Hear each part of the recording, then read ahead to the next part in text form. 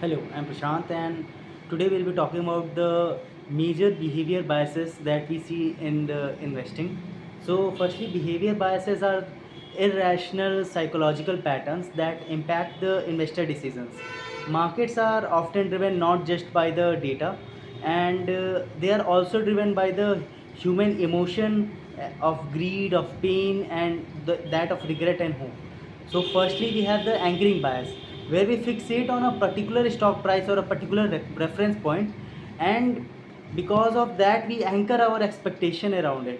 Like, even though there is new information present, we ignore the new information, which could be dangerous as we hold on for the wrong reasons, which could lead to having hold going to buy an overvalued stock or holding on to an underperforming stock. Then we have loss aversion, where we feel that the pain of rupees one loss would be more than the happiness we will gain by gaining 1 rupee.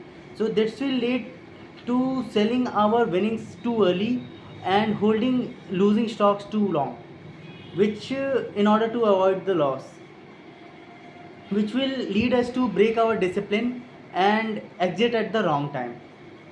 Now we have the herd behavior, which is the most common one, where investors follow the crowd as it's easier to get in and be safer. Based on that, we end up buying the overhyped valuation asset and entering after the most of the gains have been taken out, and that is dangerous as it can lead to us to various tricky situations, as most of the times the gains would be lost by the time we enter, or by the time we need to exit we would have already lost the bull run and we would be back into the loss making stage.